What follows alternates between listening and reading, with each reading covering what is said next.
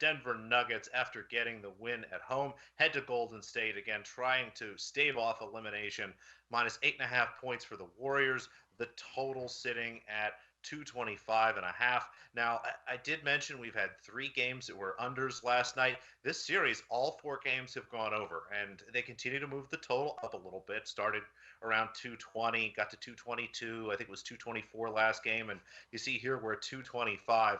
I thought about maybe betting it over, but as we talked about the dynamics of some of these games, these situations can tend to lead to a more plotting, slower play style here. But Chris, you have a really nice angle here. You think the Warriors get off on a good foot, don't you? I do. This one heading back to Golden State right after Denver snagged game 4. And, if there's one thing we know about these Denver Nuggets, they're a really good team when Jokic plays really exceptional basketball and when they get the kind of support that he needs, right?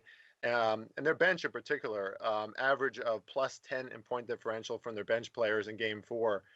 So a great effort by Denver, but it just feels like they're walking into a trap tonight. They're walking into a juggernaut. This is, it's going to return uh, to Golden State's home court.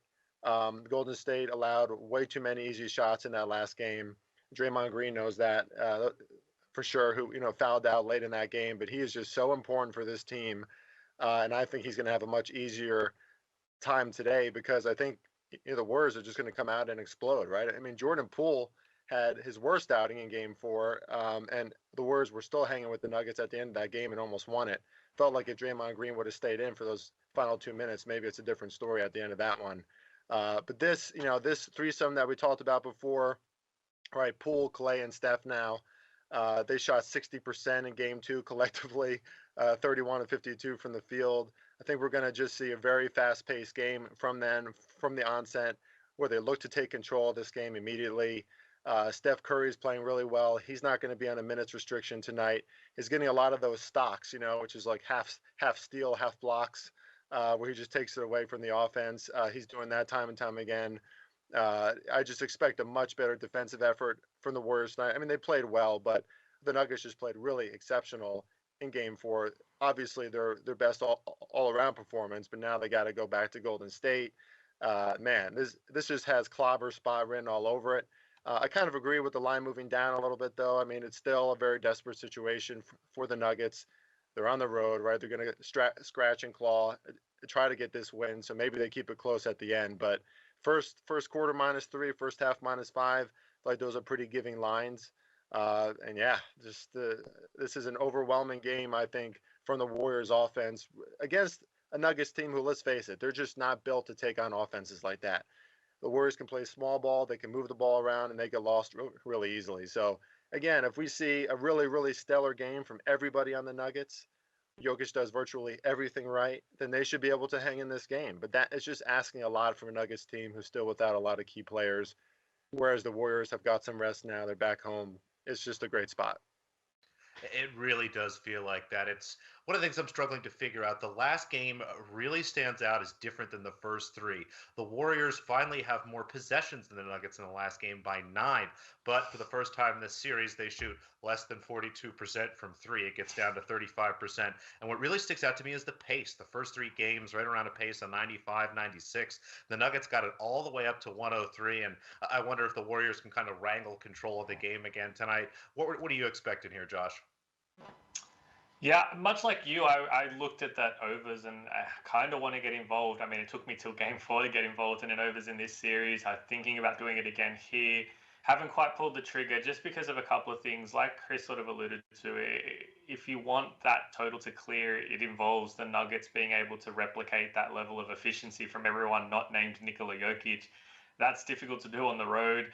It also, you're probably going to have an efficient shooting night both sides of the basketball, because I do think, like you said, Alex, the Warriors probably going to slow that down just a little bit and not let themselves get into a shootout and a track meet, if you will. So, yeah, I would still only lean the overs because the Nuggets just cannot defend guards, and the Warriors have 3 very, very good high-scoring guards, and when they're all on the floor at the one time, it's just absolutely overwhelming for the Nuggets to deal with. And the fact that Kerr has the luxury of running rotations where he can have at least 2 of those shooters on the floor at any given time to make sure that the spacing is there. for whoever it is that's inside, especially when Draymond's running sort of that point forward. It makes life extremely difficult, and the flexibility that they have with those lineups, I think, has shown throughout the duration of the series. So everything for me says Golden State here in terms of them being able to score the ball with a lot more reliability than I think what Denver will be. But, the Nuggets they've been in this situation so many times in the past, and they consistently love to play with their backs against the wall in the playoffs, and they always seem to show up. And I don't know what they do, but something just seems to tell me that they're going to hang around long enough in this one, cover the line, and probably make a game of it down the stretch. So I do like the Warriors to start out the stronger of the two teams here. I think the Nuggets will have that little bit of adjustment on the road again. Like I said, especially given the fact that outside of Jokic, there's nothing particularly reliable about what they have available.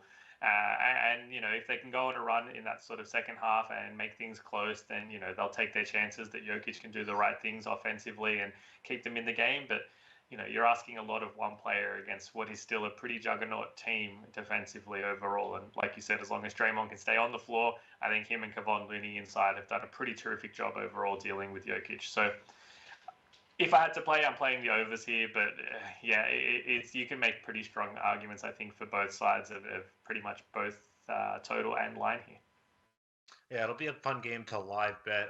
Even if Golden State does start out well, I won't mind backing the Nuggets. We've seen them, stay in games. Even when they're down 15, 20 points early, they continue to fight. But I like these looks. The official plays we have, just Chris here. He's got the Warriors first quarter -3, first half -5.